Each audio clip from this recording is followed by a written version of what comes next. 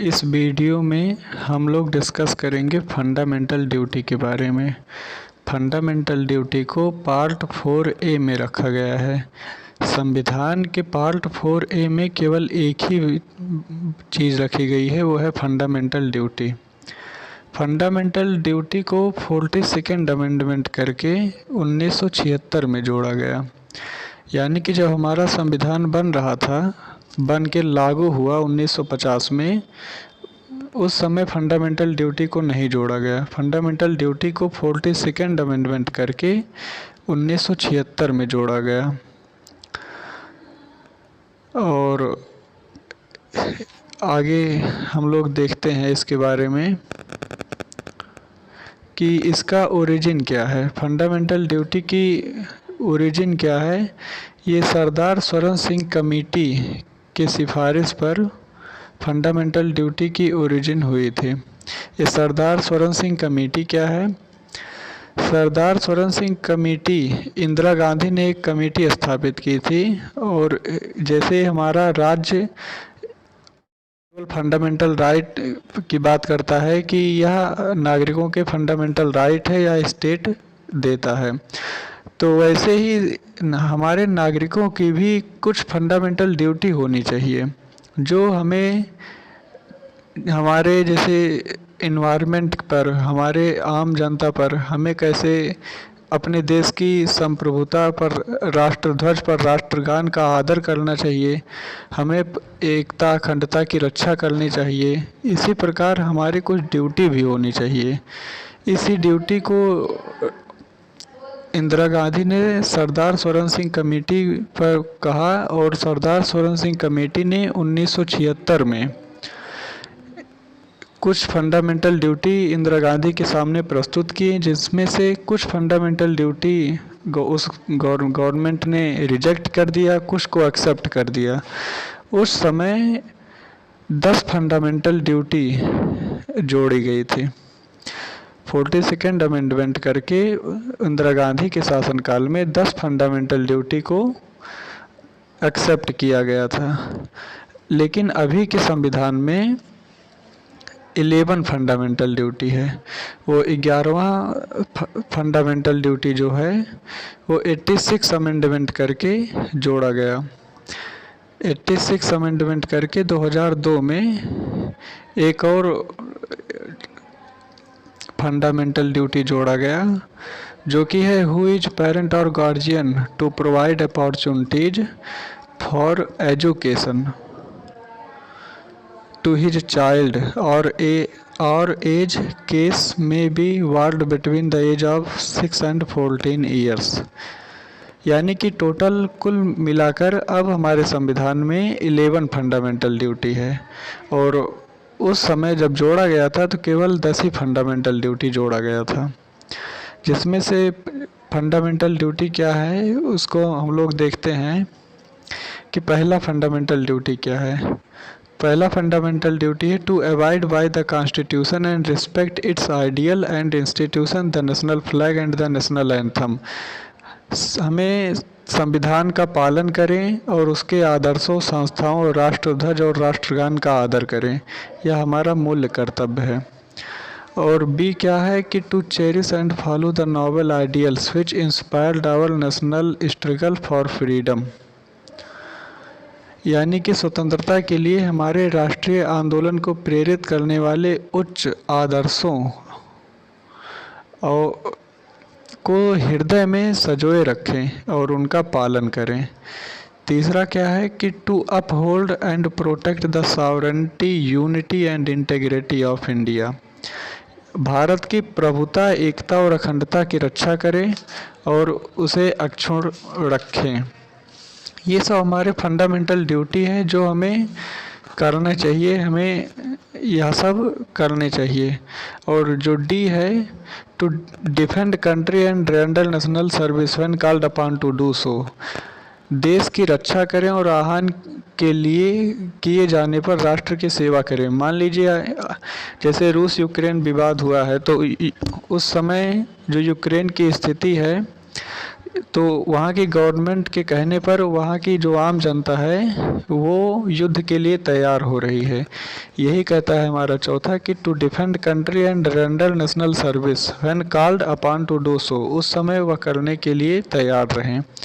ये क्या है कि to promote harmony and spirit of common brotherhood amongst all people of India, transcending religious, linguistic, and regional or sectional diversities, to renounce practices derogatory to the dignity of women। यानी कि भारत के सभी लोगों में समरसता और सम्मान, भ्रातृत्व की भावना का निर्माण करें, जो धर्म, भाषा और प्रदेश या वर्ग पर आधारित सभी भेदभाव से परे हो। ऐसी प्रथाओं का त्याग करें जो स्त्रियों के सम्मान के विरुद्ध हो, derogatory to the dignity of women. और जो एफ है वो है to value and preserve the right heritage of our composite culture, यानी कि हमारी सामसिक संस्कृति और गौरवशाली परंपरा का महत्व समझें और उसका परिरक्षण करें। और हमारा सातवां फंडामेंटल ड्यूटी है to protect and improve the natural environment including forest, lakes, rivers and wild life and to have compassion for living creatures, यानी कि हमारे प्राकृतिक पर्यावरण की, जिसके अंतर्गत वन, झील, नदी और वन्य जीव हैं, रक्षा करें और उसका संवर्धन करें तथा प्राणी मात्र के प्रति दया भाव रखें। यानी कि जो हमारी फॉरेस्ट है, जंगल है, जो हमारी रिवर्स है, जो हमारी जंगल है और जो जीवित प्राणी हैं उन पर रक्षा करना चाहिए। हमें नदियों को गंदा नहीं करना चाहिए, जंगल, हमारे पेड़ पौधे को सुरक्षित रखना चाहिए और जो जंगली जीव जंतु हैं उनको ही रक्षा करनी चाहिए। ये है हमारा सातवां यानी कि जी फंडामेंटल ड्यूटी। और एच क्या कहता है, to develops the scientific temper, humanism and the spirit of inquiry and reform, यानी कि वैज्ञानिक दृष्टिकोण, मानववाद और ज्ञानार्जन तथा सुधार की भावना का विकास करें। और आई जो है हमारा नवा फंडामेंटल ड्यूटी है, वो क्या कहता है, to safeguard public property and to observe violence, यानी कि सार्वजनिक संपत्ति को सुरक्षित रखें और हिंसा से दूर रहें। और जे जो हमारा 10वां फंडामेंटल ड्यूटी है वो कहता है to strive towards excellence in all spheres of individual and collective activity so that the nation constant rises to higher levels of endeavour and achievement. इसका मतलब ये है कि व्यक्तिगत और सामूहिक गतिविधियों के सभी क्षेत्रों में उत्कर्ष की ओर बढ़ने का सतत प्रयास करें, जिससे राष्ट्र निरंतर बढ़ते हुए प्रयत्न और उपलब्धि की नई ऊंचाइयों को छू ले, rises to higher level of endeavour and achievement. ये हमारा 10 फंडामेंटल ड्यूटी था, जो कि 1976 में इंदिरा गांधी जी के शासनकाल में सरदार स्वरण सिंह कमेटी की सिफारिश पर जोड़ा गया था। लेकिन बाद में 2002 में 86 अमेंडमेंट करके एक और फंडामेंटल ड्यूटी जोड़ दिया गया, जो कि हमारा 11वां फंडामेंटल ड्यूटी है। वो क्या है कि हु इज पेरेंट और guardian to provide opportunities for education to his child or as case may be world between the age of 6 and 14 years. इसका मतलब यदि माता पिता या संरक्षक हैं 6 वर्ष से 14 वर्ष तक की आयु वाले अपने यथास्थित बालक या प्रतिपाल्य के लिए शिक्षा के अवसर प्रदान करें। ये है हमारा फंडामेंटल 11वां फंडामेंटल ड्यूटी। अब हम लोग देखते हैं sources of fundamental duty. Fundamental duty का सोर्सेज क्या है, फंडामेंटल ड्यूटी कहाँ से अडॉप्ट किया गया है। फंडामेंटल ड्यूटी को यूएसएसआर के कॉन्स्टिट्यूशन से इसे अडॉप्ट किया गया है, यूएसएसआर से इसे अडॉप्ट किया गया है। और पूरे वर्ल्ड में केवल जापान और इंडिया ही एक ऐसी कंट्री है, पूरे वर्ल्ड में केवल जापान और इंडिया ही एक ऐसी कंट्री है जो फंडामेंटल ड्यूटी की बात करती है। फंडामेंटल ड्यूटी की बात केवल जापान और इंडिया ही करते हैं। जैसे अमेरिका हुआ, वह फंडामेंटल राइट की बात करता है, ना कि ड्यूटी की। और भी कंट्री हैं तो फंडामेंटल ड्यूटी की बात नहीं करते हैं, केवल फंडामेंटल राइट या और भी प्रोविज़न्स हैं उसकी बात करते हैं। पूरे वर्ल्ड में केवल जापान और इंडिया ही ऐसी कंट्री जो फंडामेंटल ड्यूटी की बात करती है। और इसे यूएसएसआर से लिया गया था और यूएसएसआर का विघटन 1991 में हो गया है। और जैसे कुछ और इंटरनेशनल इंस्ट्रूमेंट हैं, जैसे कि universal declaration of human rights, universal declaration of human rights, international covenant on civil and political rights, ये सब भी फंडामेंटल ड्यूटी के लिए प्लेस रखते हैं यानी स्थान रखते हैं। यानी कि जो हमारा इंटरनेशनल इंस्ट्रूमेंट है, जो कि universal declaration of human rights है, international covenant on civil and political rights है, ये सब भी फंडामेंटल ड्यूटी के लिए स्थान रखते हैं, प्लेस रखते हैं।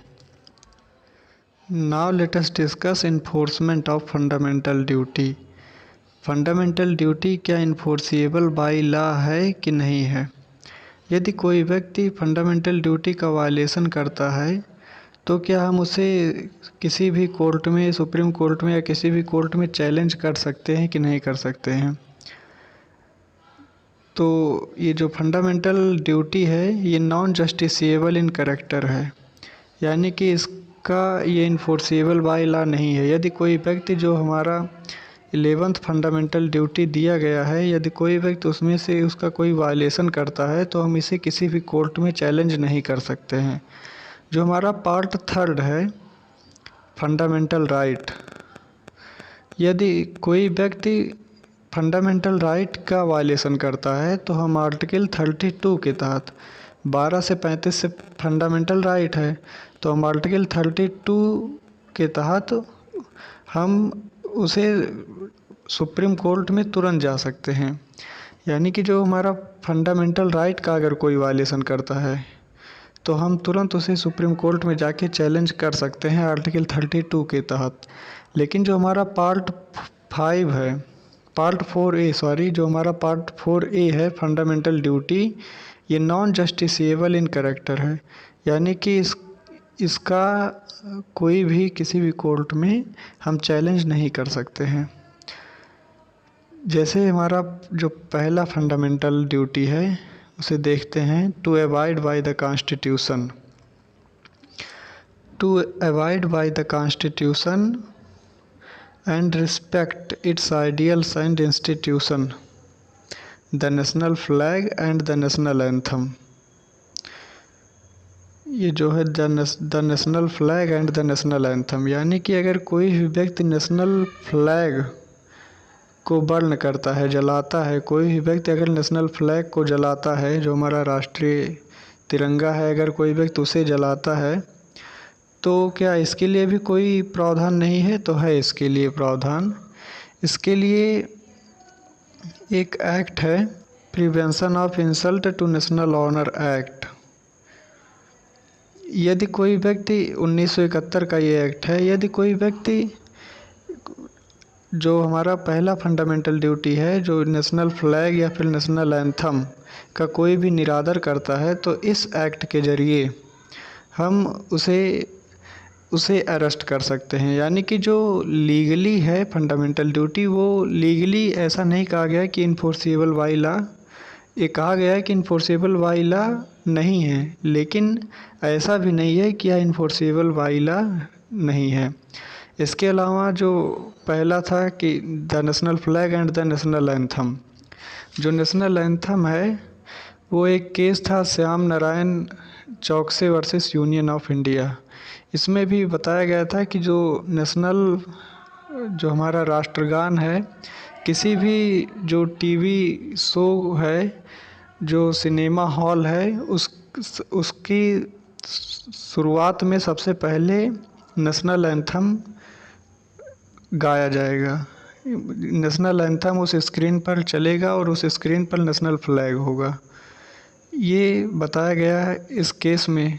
और जो भी व्यक्ति नेशनल फ्लैग का निरादर करेगा, उसे बर्न करेगा, जलाएगा, तो हम इस एक्ट के तहत उसे सज़ा भी दे सकते हैं। ये है फंडामेंटल ड्यूटी जो पहला है।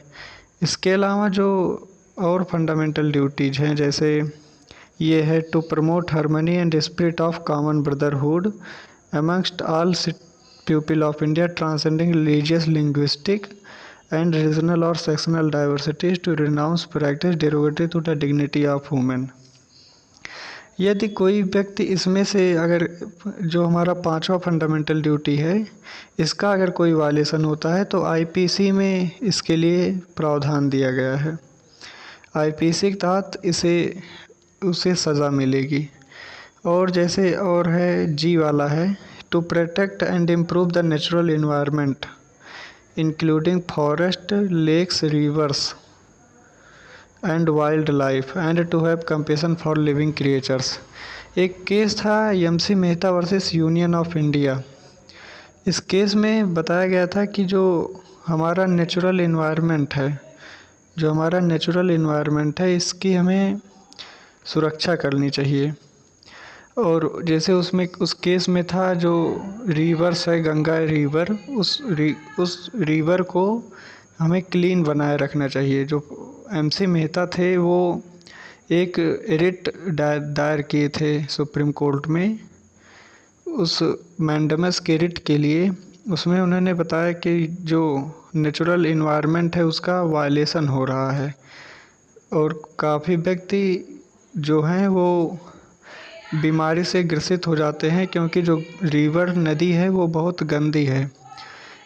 इसके लिए वो एक रिट दायर किए थे जिससे यह भी हमें पता चलता है कि जो हमारा फॉरेस्ट है, रिवर है, लेक्स इन्वायरमेंट है, जो नेचुरल इन्वायरमेंट है, इसकी हमें रक्षा करनी चाहिए। और उसमें एक चीज़ और बताई गई थी, जो सुप्रीम कोर्ट ने जजमेंट दिया था उसमें कहा था कि पब्लिक को के लिए free of cost central government book provide करे और जिससे जो व्यक्ति हैं वो जो पीपल ऑफ इंडिया है वो थोड़ा शिक्षित हों, जिससे हमारा नेचुरल इन्वायरमेंट के बारे में लोग जागरूक हों और उससे लोग सीखें और उसको हमारा जो फॉरेस्ट है, लेक्स है, रिवर्स है, वाइल्ड लाइफ है, जो हमारा नेचुरल इन्वायरमेंट है उसको सब लोग संजोए रखें, उसकी सब लोग रक्षा करें। और एक और एक्ट था फॉरेस्ट कंजर्वेशन एक्ट। ये सब जो है वो फॉरेस्ट के लिए और उसे सुव्यवस्थित करने के लिए ये सब एक्ट बनाए गए हैं। यानी कि जो हमारा जो फंडामेंटल ड्यूटी है वो नॉन जस्टिसिएबल इन कैरेक्टर है। ये नॉन जस्टिसिएबल इन कैरेक्टर है, लेकिन इसके लिए एक अलग से सिर्फ कॉन्स्टिट्यूशन में ये बताया गया है कि नॉन जस्टिसिएबल इन कैरेक्टर है। लेकिन जब इसे आप गहराई से देखेंगे तो आप पाएंगे कि अगर आप किसी भी चीज़ का वायलेशन करते हैं तो उसके लिए अलग अलग एक्ट बताए गए हैं, अलग अलग एक्ट बनाए गए हैं जिसके तहत आपको सज़ा मिलेगी। जैसे पहला to avoid by the constitution, जो national flag and national anthem की बात हुई, अगर आप उसका कोई निरादर करेंगे तो आपको जो prevention of insult to national honour act है 1971 का, उसके तहत आपको सज़ा मिलेगी। इस प्रकार जो फंडामेंटल ड्यूटी है वो इन्फोर्सिबल बाय लॉ नहीं होते हुए भी वो इन्फोर्सिबल बाय लॉ है। अब हम लोग देखते हैं क्रिटिसिज्म ऑफ फंडामेंटल ड्यूटी। एक स्कॉलर हैं पीवी काने, जो अपनी एक बुक लिखे हैं हिस्ट्री ऑफ धर्मशास्त्र वॉल्यूम 5 में ये जिक्र किए हैं कि जो हमारा संविधान है वो जो हमारे ट्रेडिशन ड्यूटी, जो हमारे परंपरागत कर्तव्य हैं, उसको इग्नोर किया है। जो हमारा संविधान है, जो हमारे भारतीय परंपरागत जो कर्तव्य हैं उसको इग्नोर किया है और यह केवल फंडामेंटल राइट या केवल राइट की बात करता है। ये पीवी काने जी अपने एक बुक लिखे हिस्ट्री ऑफ धर्मशास्त्र वॉल्यूम 5 में ये बताए हैं, यानी कि इसका क्रिटिसिज्म ये दिए हैं कि जो हमारा भारतीय संविधान है यह केवल राइट की बात करता है कि क्या राइट होंगे, या यह बात नहीं करता है कि हमारे कर्तव्य क्या होंगे, हमें अपने टीचर के प्रति क्या कर्तव्य होना चाहिए, हमें हमारे पेरेंट्स के ऊपर क्या कर्तव्य होने चाहिए, हमारे एनवायरनमेंट के ऊपर कैसा कर्तव्य रहना चाहिए। ये सब हमारा जो संविधान है इसके बारे में नहीं बताता है। ये पीवी काने जी लिखे हैं अपने बुक में। और इसके क्रिटिसिज्म में ये है कि जो हम लोग टैक्स नहीं पे करते हैं, टैक्स देने से बचते हैं, ये फंडामेंटल ड्यूटी में नहीं इन्वॉल्व है कि paying taxes is fundamental duty. और वोटिंग बहुत कम होती है और वोटिंग के बारे में फंडामेंटल ड्यूटी संविधान में कोई दिया नहीं गया है कि इसे भी फंडामेंटल ड्यूटी के अंदर आना चाहिए कि लोग इसके बारे में जागरूक हों और वोटिंग करें, जिससे ज़्यादा से ज़्यादा वोटिंग हो सके। वोटिंग में लमसम 65% वोट ही पड़ता है। और ये जो ड्यूटी है वो एक एजुकेटिव रोल परफॉर्म करती है। ये कैसे एजुकेटिव रोल परफॉर्म करती है? जैसे जो हमारा 11th फंडामेंटल ड्यूटी है, जो 11th जो फंडामेंटल ड्यूटी है, यदि कोई व्यक्ति उस 11th फंडामेंटल ड्यूटी की पूरा उसको फॉलो करता है, जो हमारे राष्ट्रगान है, राष्ट्रध्वज जो सम्मान करता है, जो 11th फंडामेंटल ड्यूटी है सबको फॉलो करता है, तो वह व्यक्ति एक रिस्पॉन्सिबल सिटीजन्स कहलाएगा। और इसका जो फंडामेंटल ड्यूटी का जो ऑब्जेक्ट है वह एक रिस्पॉन्सिबल सिटीज़न बनाना है, इसलिए यह एक एजुकेटिव रोल प्रदान करता है। ये हमारा फंडामेंटल ड्यूटी समाप्त हुआ। इसके बारे में आपको कोई भी अगर प्रॉब्लम हो तो प्लीज़ कमेंट करके बताइए। And best of luck. Thank you.